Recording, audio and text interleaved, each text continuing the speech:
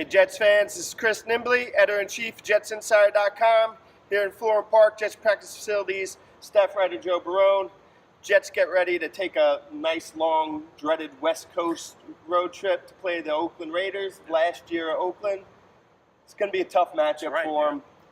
Hey, listen, it's 2017 Jets season. All tough matchups are going to be tough. This one's going to be a little tougher than some of the others. But, again, they got the long road trip going to Oakland. That's never a good thing. It's always tough to pull off that type of scenario. And then you got a really good Oakland team. I think the thing that bothers me the most is that it's going to be the home opener. And it's always tough to play in Oakland, but now it's the home opener. A lot of expectations for the Raiders this year. So the fans are going to be even more riled up against a team against which the Jets, who are struggling already and aren't projected to do anything this year. So the fans will be ready, and that's going to be even more of a challenge for Josh McCown and the offensive line, who struggled a little bit against Buffalo last week. Yeah, and that, again, the home opener, and this is the last season in the Black Hole. Right. The Black Hole is a notoriously hard place to play. Lots of rowdy, loud fans in there, so that's going to make it more difficult for them. But let's just talk about how they match up against this team, which obviously isn't very well. But we'll start with the offensive side of the ball, going up against the Raiders' defense. Raiders' defense isn't anywhere near as good or talented, complete as their offense is. So if they're going to be able to win, they're going to need to be able to contain Khalil Mack, make sure they don't let him go off and have 12 sacks. But that's where they're going to have to be able to win, is somehow put together an offensive game plan to beat that defense. Oh, for sure. Now, John Morton goes back to the West Coast where he started. He said that he wants to have a more balanced attack, which we didn't see much in Buffalo. They couldn't run the ball at all. No. Passing, they barely passed the first down marker. So that's going to be a big challenge. They might have Jeremy Curley this game. He might dress. They don't know yet, but it will be a challenge. Obviously, you said Mack. He's going to be that main factor against this offensive line, and then you have to try to spread it around. Can Kearse be as effective as he was against Buffalo? Can Robbie Anderson have some more looks his way?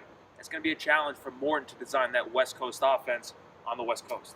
Now, the Raiders' defense did a pretty good job against the Titans' running game last week, and the Titans have a really good running game. Obviously, the Jets are going to need to rely on that. You can't expect Josh McCown to throw the ball 40, 50 times a game and expect that to pay dividends for you. But I want to focus on Bilal Powell and Matt Forte right now.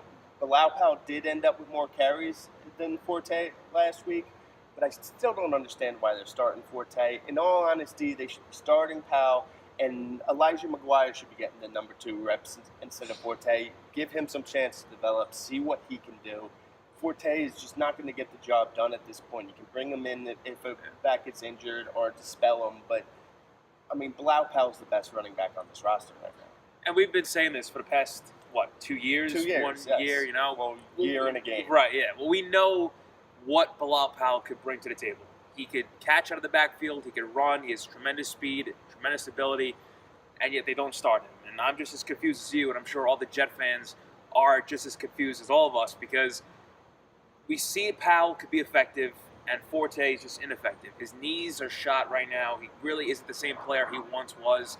He's a veteran, and I think that's the only reason why they're keeping him on the team, because they have a young running back in McGuire. Maybe that he can learn something from Forte, but it's also good to have a veteran in the offensive room. But that's really the only thing I can think of, because it really should be Powell's job, because he is a good running back. You're just not giving him the reps. And, give Forte the ceremonious first couple carries. Right. Okay. All right. But to not give Powell touch the ball until 4 or 5 minutes left in that first half, that's absurd. Mm-hmm. But now we're going to get to the real scary part of this game. It's facing this Oakland Raiders offense. Oh, yeah. Weapons everywhere. Derek Carr, Amari Cooper, Michael Crabtree. They have Jared Cook now at tight end. And, of course, everyone's favorite, Marshawn Beast Mode Lynch, back in the NFL, and who can't be happy about to have that guy back in our lives. But this Jets defense, the vaunted defensive line, struggled a little bit last week. I wouldn't say struggled, that's too much, but they weren't as dominant, even though Coney Ealy played really well, Leonard Williams played really well. It was good to see Jamal Adams. Marcus May hold up pretty well, but there's still so many holes in this defense. How are they going to match up against this Raiders offense? Well, we have to see what Muhammad Wilkerson could do. He had two combined tackles against Buffalo. It's not good. It's not good enough. He's making $86 million. That's his 5-year contract that he signed last year. We need to see more from him. We need to. And if he's going to be effective, then that helps the Jets completely. But if he's going to have that same performance, then that hurts. Obviously, you mentioned all these weapons they got. Crabtree, and Cooper, and Lynch. It'll be tough because Carr, he's a really good quarterback. Yeah, and sticking with Muhammad Wilkerson, when Sheldon Richardson was here, he got a lot of flack, and they asked him to play all over the place and out of position, and fans were always quick to jump on him. But the real problem what the Jets did, what Mike McCagnon did, it's pretty clear now that they gave the wrong defensive end. They had 3 great defensive linemen on their team. They gave the third best one of them the contract, which forced them to ship out Sheldon Richardson. Now you're kind of stuck with Muhammad Wilkerson. But like I said, this Raiders offense is going to be really good, and they're going to need to put pressure on Carr early if they're going to have any chance to stop them. Not probably the best chance, but what are you looking at? What do you think, and how is this going to play out? Well, yeah, the Jets go to the West Coast. Not a fan of that, even though they did beat the 49ers last year. But we were talking about before, that really shouldn't count because the 49ers are the 49ers. But I think the Raiders are obviously the better team, offensively and defensively, and they're going to have their way. So I think about 30-13 game in favor of Oakland. Yeah, I'll go 27-7. I don't see this offense doing much, and honestly, I wanted to go 6 or 9, but I'm out of pity. I'm going to give him a touchdown. I'm going to give him a pity touchdown, but really, that's all I can expect field at goals? this point. Yeah, no.